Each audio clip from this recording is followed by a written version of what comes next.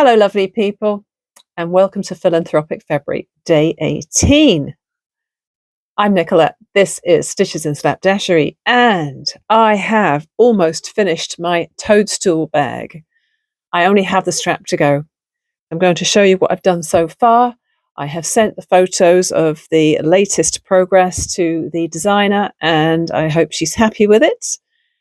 I did have a little bit of a challenge with the lining, and also a little bit of a challenge with the zipper. I don't know if you've ever sewn a zipper into crochet, but it's not the easiest thing to do. This is the first piece of fabric that I cut and sewed for the lining. It was too small. It's definitely better to err on a larger piece so that you've got a bit more depth and a bit more width around that top part, because crochet stretches, and it's better to have a little bit more fabric than a little bit less, I find. If it turns out to be way too big, you can always redo the seam a bit deeper, right? But if it's already cut, you can't make it bigger. So I had to use a larger piece of fabric. The zipper I used wasn't quite as long as it could have been. And so there's a little bit of a gap at the bottom end of it, like the stopper end. Anyway, I think it's come out pretty cute. So here you go. This is what it looks like so far. It just needs a handle now. So it's got that lovely green section, and then it's got the little stems and the little mushrooms, and I added in some dots to make it look more toadstooly. And then the top section has 2 D-rings on the ends, which I've sewn on. It has a black zipper because that's the best option I had. But yeah, this end went in brilliantly. You can see I put my little stitch marker on the end there. So this end went in perfectly. This end was just landed a little bit short, and so there's a bit of a hole there, and it's not fantastic, but it's going to have to do. The lining inside is a very, very boring brown with a very wishy-washy print of baskets or something. I don't know. It's fine. The only downside to having the big gaps around those mushroom stems is that you can see my lining very clearly. And of course, on the side where there's a bit of seam allowance there with a raw edge, you can see that too. Can't be helped. I suppose you could always do a double-sided lining if you wanted to avoid that. But yeah, this end of the zipper was a real pest because I was having to try and fiddle around with a limited amount of space and try and make sure that my zipper tape was hidden. So at least most of the way around, it's nice and tidy.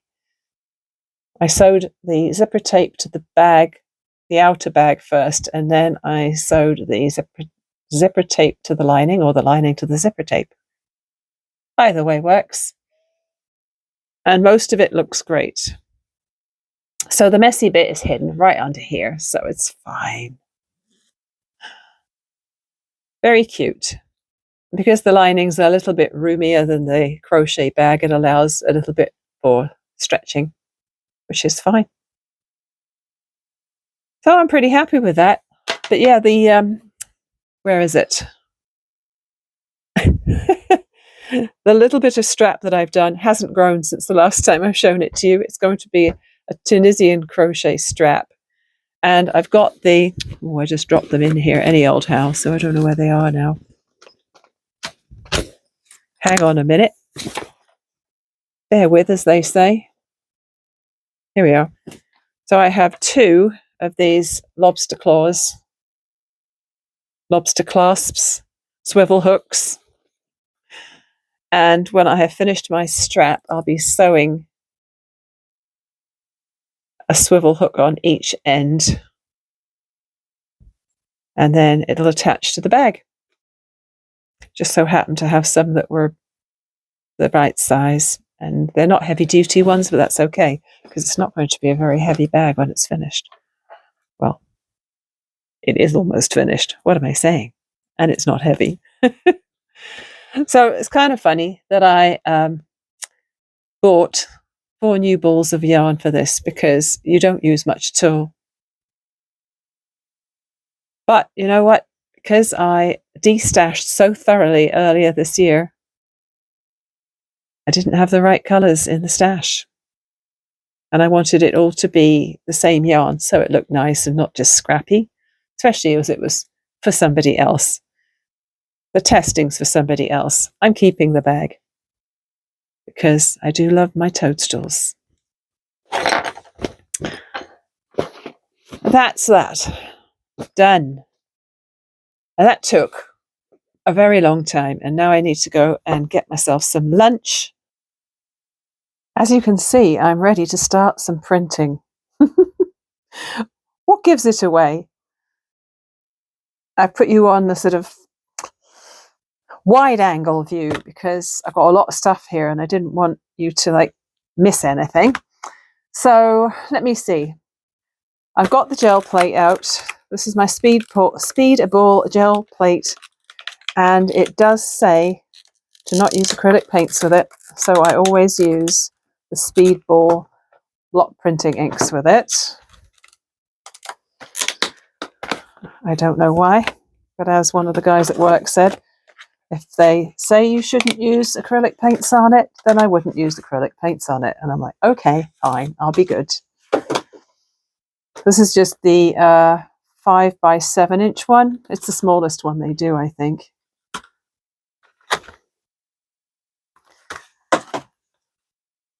So it has just it has a layer of plastic, protective plastic on each side. I always keep the one on the back while I'm working on the front. As you can see, it is still quite clear and clean, so it hasn't been used a lot. Got my little brayer. I noticed when I got the brayer out that it's got some lumps of printing ink on it from last time, so I probably should have cleaned it better. I'm hoping that's not going to be a problem. Normally I use this Speedball printmaking paper. There's only a few sheets of it left and it's a bit stiff, and I'm trying something thinner today. So on my very first attempt with this, when I was at the craft night at work, I tried it with some stencils and it was all right, but it was a bit pathetic. Things didn't work out quite how I'd hoped. Admittedly, it was the very first time I'd ever used them. So I think what I'm going to do is I may end up printing over these first attempts. I'm not sure how yet, or what I'm going to do with them. Or maybe I will print on the backs. These ones I made more recently, and I was really happy with these. So this was a piece of placemat or some sort of plastic thing that a friend left with me. I have a bigger piece of it here as well. I think it was a leaf placemat, maybe? So I have a big chunk of that, and that's what this piece is here. I also have some of this, which makes a really nice pattern on there. I have a bag from some lemons, I think, which I thought I might try. And then this, which you might recognize, is this. So there it is again. And this one, I think, was just the one I used to clean off the gel plate. It was just a mishmash of everything. And this, I think, yeah, that was that white stuff on there. And then I did some rubber stamping on it as well, and a few letters. I'm not going to do any rubber stamping with actual rubber stamps today. I thought I might try this mixed media paper. I thought I had some watercolor weight paper, but I don't seem to. But this is pretty thick. What's the weight on it? It's 98 pounds, 460 grams. So I think it might work, and I'm going to cut it down to the size of the gel plate. why I have my Fiskus cutter out. The colours of ink I have now are fuchsia or magenta. I have magenta and yellow and fluorescent lime, turquoise, violet, silver, and black. So I'm definitely leaning towards limiting my colours, maybe to something dark and moody, but we'll see. I really don't know what I'm doing yet. I haven't done this enough to know what it's going to turn out like. In fact, I think a lot of the times people who use this, who've been using it for a long time, don't know what it's going to turn out like, because you're printing things over other things and it's often a surprise, hopefully a nice surprise. What I was thinking is that instead of making something with the sewing machine for my last donations for the silent auction, maybe I could do a bunch of postcards or some gift tags or something like that and just see how they turn out.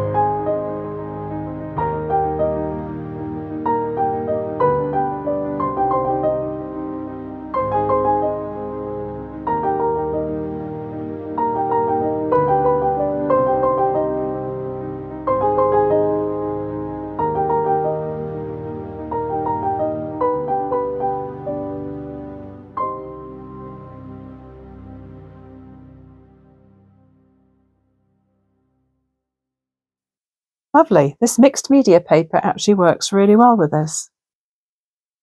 And it's probably a lot cheaper than the Speedball printmaking block. Yeah, I like that. Ah, these are still wet, and my fingers are also kind of sticky. So what Kerry Griffiths does sometimes is he'll put it straight onto his artwork with a roller like this. Oh, that is very cool.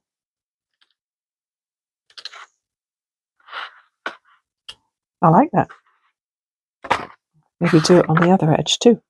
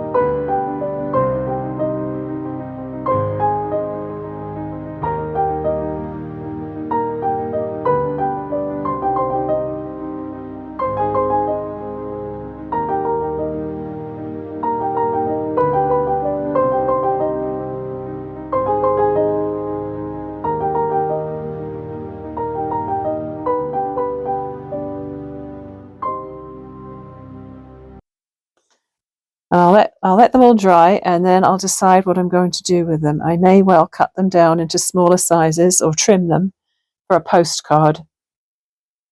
If I decide to do a postcard, I may back them with something to cover up all my smeary finger marks. Well, that was a pretty long session with my Speedball gel plate and brayer. Everything's on the floor drying still, so I'll have to show you later in a future video what I make of those. Might be tomorrow, it might not be.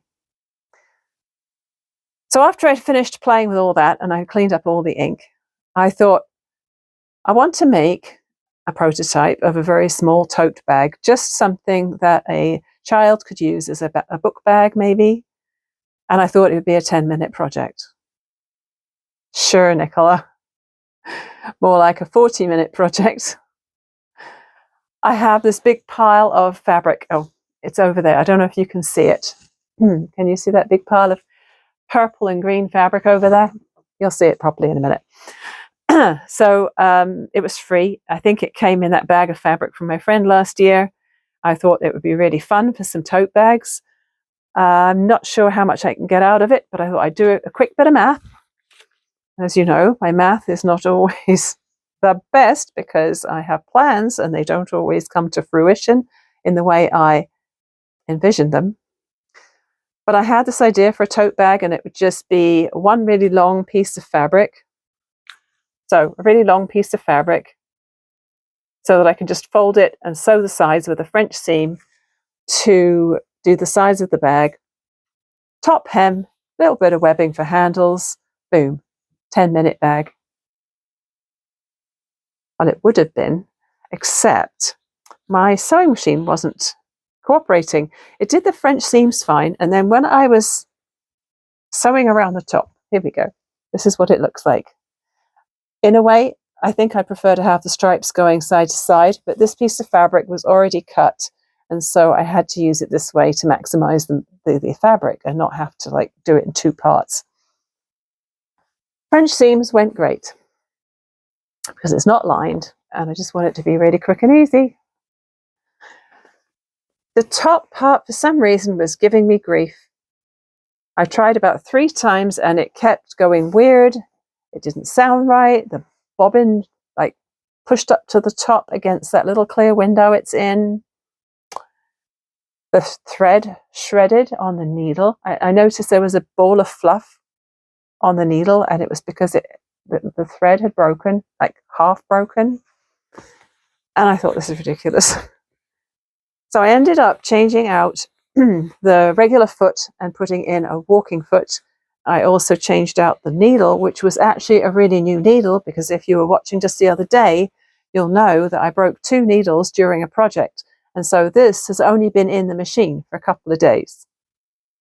And I think I put a universal back in. It wasn't a brand new needle, but it was stuck in here in my pin cushiony thing. Magnetized to there so I didn't lose it. I put that one in and then finally it behaved itself. So the last thing I was going to do, if that still hadn't done it, I was going to change out the thread. But it was a brand new spool of Gutermann thread, so it shouldn't have been the thread. So thankfully I got it finished. My machine doesn't particularly like this slippery, slidily webbing, slippy, slidey wedding. God, words, Nicola. Getting a bit tongue-tied here, aren't I? So let me say that again. My machine doesn't really like the slippy, slidey webbing. It's a bit of a pest to sew over. But I made sure that it was tucked up inside the top hem and then fold it back on itself and sewn twice, so it's nice and secure.